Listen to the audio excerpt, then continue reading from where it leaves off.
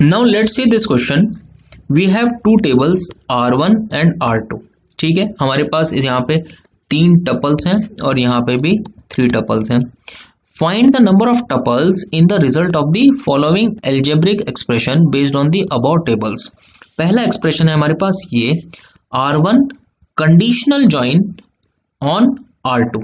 ठीक है, तो निकाल के देखते हैं ये कंडीशनल जॉइन किस पे है, A और P के ऊपर। ठीक है, तो देखो 14 14 मैच हुआ, ऐसे ही 14 और 14 मैच हुआ, तो 2 टपल तो ये आए, देखो एक इसके साथ में एक इसके साथ में, ऐसे ही 29 और इसका मैच होगा। 19 यहाँ पे नहीं है तो इसका कोई टपल नहीं होगा, 29 का एक ही टपल है।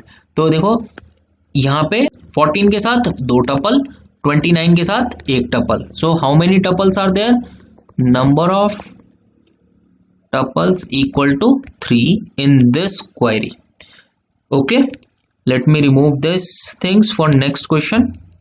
नेक्स्ट वन इज, हमें ये कंडीशनल जॉइन लगाना है इस बार B R1 का और Q R2 का। ठीक है, ये है B और ये है Q। देखो C यहां पे कहीं नहीं है, D एक तो ये वाला टपल के साथ में बनेगा और एक बार इस टपल के साथ में बनेगा। ठीक है ना, और फिर से C कहीं नहीं है, तो कितने टपल आए हमारे पास यहां पे, number of tuples equal to 2।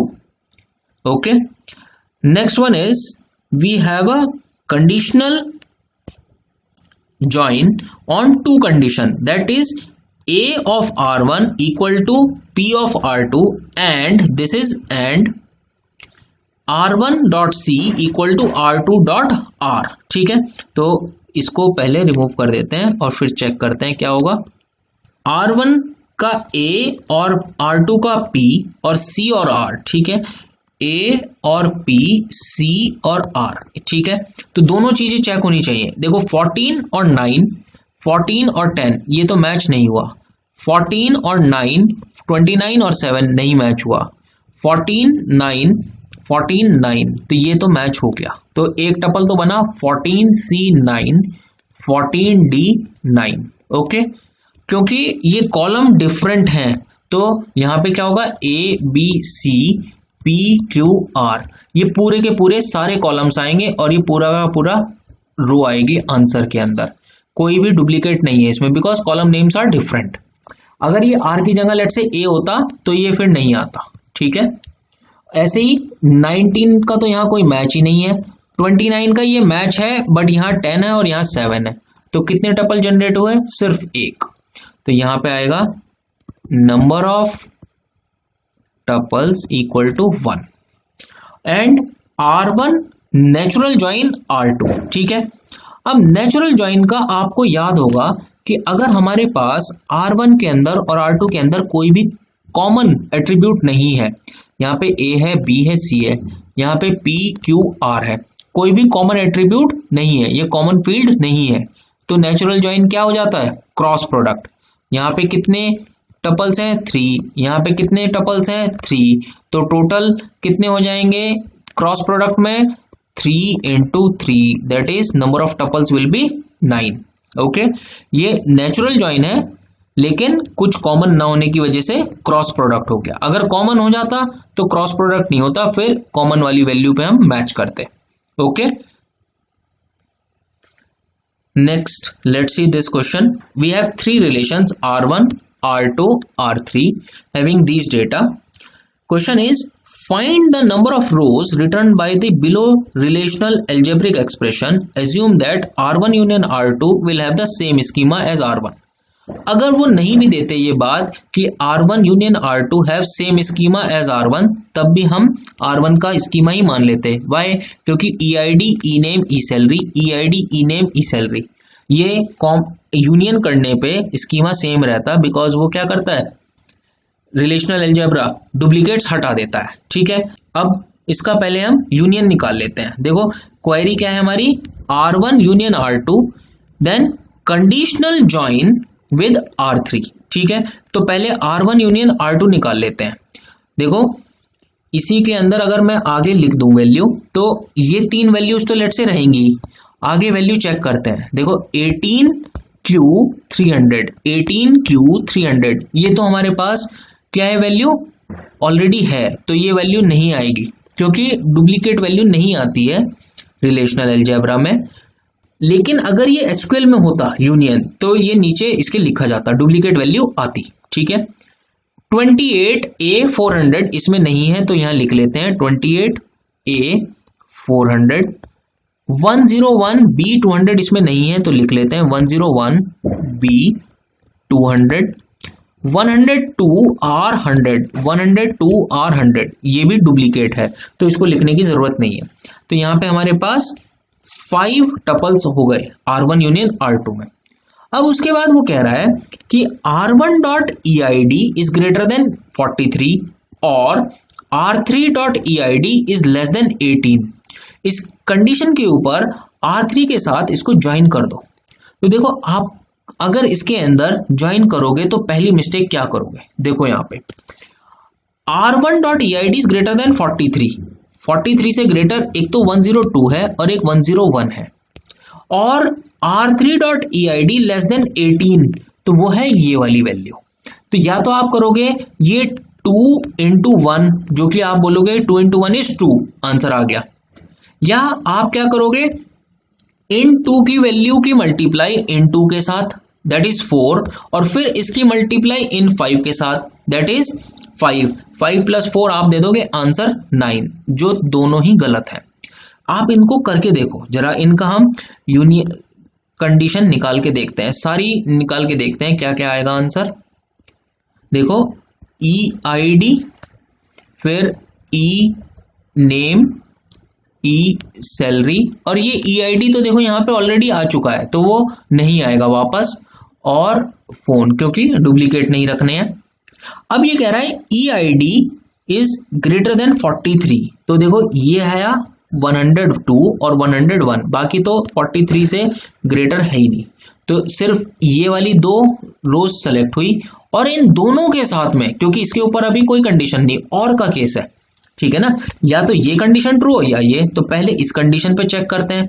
तो 102R100 और ये वाला क्या है 13, ठीक है, तो ये कॉलम यहां पे हम लिख लेते हैं क्योंकि वैल्यू डिफरेंट आ रही है, तो हम क्या लिख सकते हैं यहां पे, ये है R1.EID और ये है R2.EID, ओके, और ये आया 10234।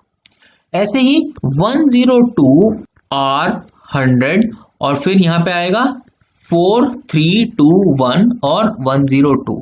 आप बोलोगे कि ये 102 का सिर्फ इस 102 के साथ मैच क्यों नहीं किया आपने। मैं आपको ये मैच तब कराऊंगा कि जब R1.EID इक्वल टू R2.EID लिखा हो। जब ये कंडीशन है ही नहीं तो मैं क्यों मैच कराऊं। ये वाला इक्वी कंडीशन थोड़ी इक्वी ज्वाइन थोड़ी है, ये तो कंडीशनल ज्वाइन है, यहाँ पे ग्रेटर देन की कंडीशन है, ये क्या है इक्वी ज्वाइन है, ओके। तो इसलिए मैंने R102 और 13 भी लिखा, 102 और 102 भी लिखा। अभी ये वाला हुआ है, अब 101 का लिखो, तो 101A400, फिर उसके बाद में 1 2 3 4 13 इस वाले के साथ में, ऐसे ही 101 फिर A400, सॉरी यहाँ पे आएगा B और B, ये आएगा 200 क्योंकि 10 के साथ में B और 200 है, और फिर यहाँ पे आएगा 4321 और 102। देखो ये 4 आ चुके हैं, ओके, जो कि ये पहली वाली कंडीशन जो है हमारी ये पूरी हुई है। अब नेक्स्ट कंडीशन पे आ जाओ। नेक्स्ट कंडीशन क्या है, ये R3 इज कि EID इज लेस देन 18, तो वो सिर्फ ये वाली कंडीशन है, ये वाली कंडीशन नहीं है, तो क्या करेंगे इस वाली वैल्यू को क्या करेंगे हम इन सब के साथ मैच कराएंगे, बिकॉज इधर वाली कोई कंडीशन नहीं है और का केस है। तो अब इसके साथ करो जरा, ये वैल्यू ऐसे लिख देते हैं साइड बाय साइड। तो क्या आया हमारे पास यहाँ पे, इधर से आया 13, 1 2 3 4, और इधर से 5 वैल्यूज आनी है 15p600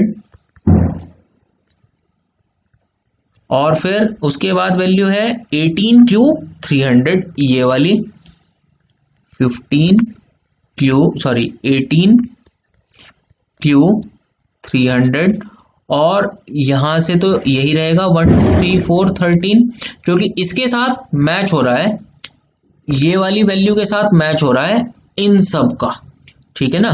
तो ये वाली सारी वैल्यूज आएंगी। तो अब देखो फिर आएगा 102, ये क्या है 102 और फिर 100 और ये तो सेम ही है 13, फिर उसके बाद 28a 400 10 1 2 3 4 13 और लास्टली 101b 400 ये आएगा 200 1 2 3 4 13, ठीक है।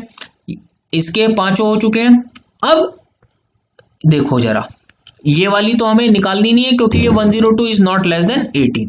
अब देखो जरा, आप कहेंगे इसके अंदर है 9 टपल्स, ठीक है, ये 9 टपल्स आपने निकाल लिए, लेकिन इसके अंदर देखो ये वाला टपल 101b 200 1 2 3 4 13 और ये वाला टपल, ऐसे ही 102r 100 और ये 13 वाला टपल और ये वाला टपल, ये क्या है डुप्लीकेट। तो यानी कि ये एक ही बार आ सकते हैं। देखो ये वाला टपल और ये वाले टपल का ऑलरेडी इसके साथ यहां पे मैच हो चुका है, ये देखो ये मैच हो चुका है, ये 2 बार काउंट हो गया। कैसे?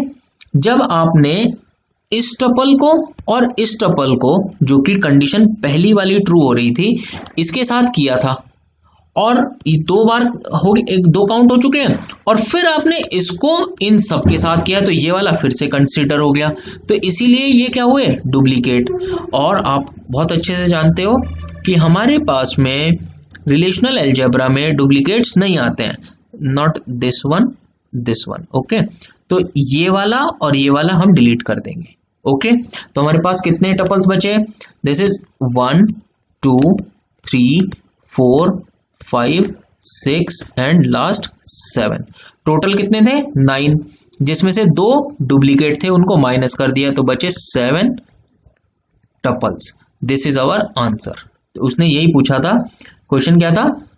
Find the number of rows return by the below relational algebraic expression. तो आंसर इज 7 रोज। आप इसको एक बार फिर से चला के देखिए, आपको क्लियर हो जाएगा, ठीक है। In next video we shall see division operator. Thank you.